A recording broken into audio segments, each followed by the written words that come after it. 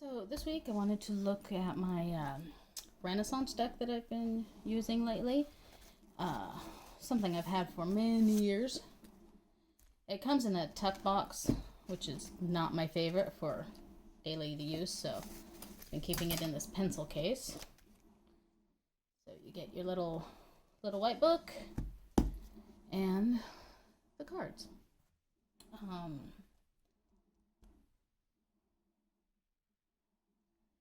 These cards, they're not super colorful, very muted colors, but that goes with the Renaissance theme of it. They have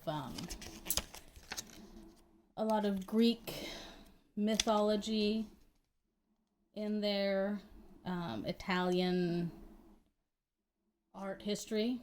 The priestess dressed as Botticelli goddess. The cards are meant to invoke the Renaissance period, and they very much do.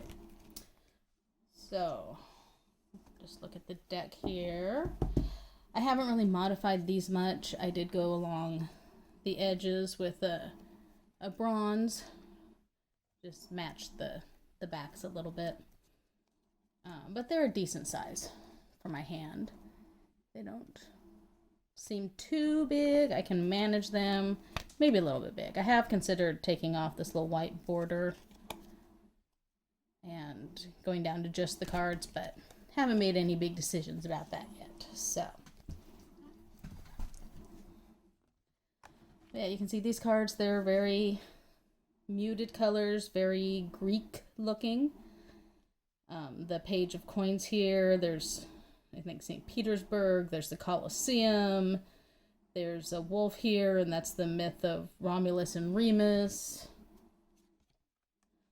The cards all have these borders, sometimes with words, sometimes with images for the mythologies that are being depicted. A lot of nudity in these cards.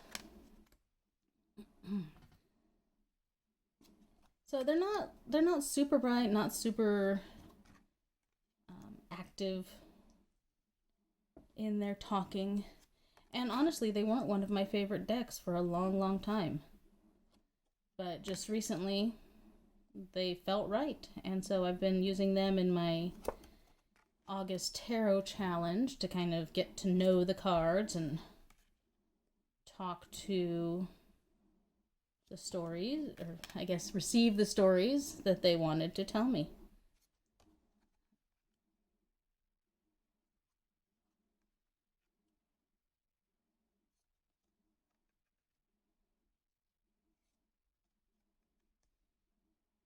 There's a little baby Cerberus.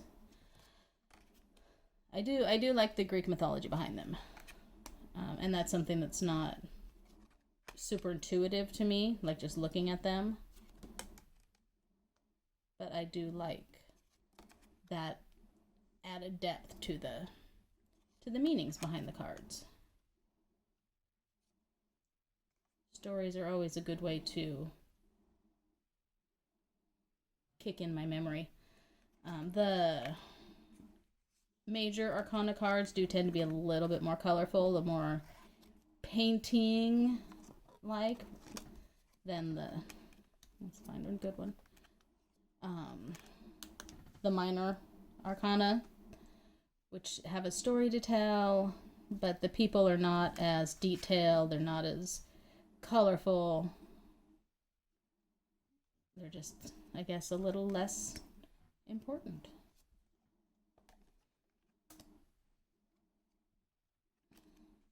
They do have a nice gold border. Not super shiny. Probably on some editions they are, but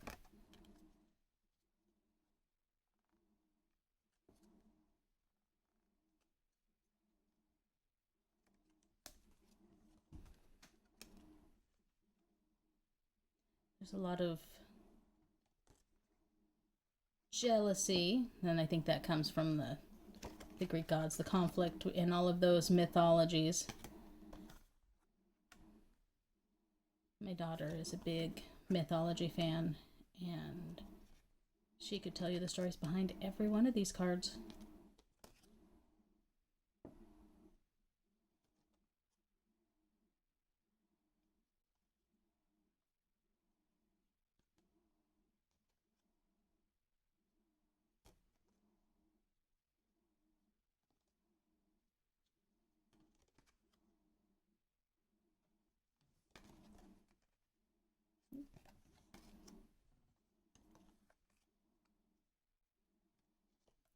They do have the suits, the swords, and the cups are the same, but the wands suit is staves in this deck, and the pentacle suit is coins. Beyond that, there's not a lot of difference between this deck and the standard Rider-Waite. A little bit different imagery and story, but still a fairly easy to continue, or fairly easy to kind of cross over between the Rider-Waite and this deck. Some of my decks are completely different, so this is a good in-betweener. And like I said, I've been working with this a lot this month, and it's just been feeling right for this month. I don't know.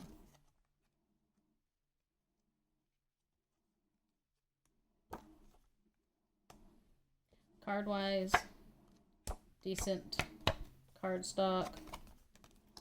They shuffle nicely. They don't stick together much, which is a problem I have with my everyday tarot. Everything kind of clumps up, but these I've had for a while. And like I said, I haven't worked with them too much before now, but they get the job done. And there's the title card.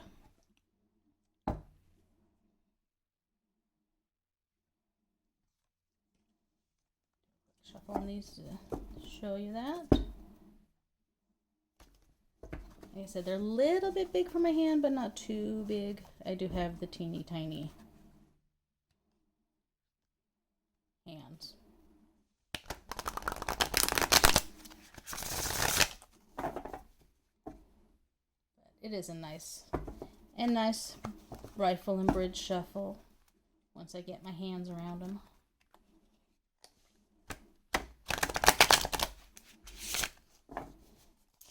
Overhand, which I do a lot, goes quite well with this deck. Yeah.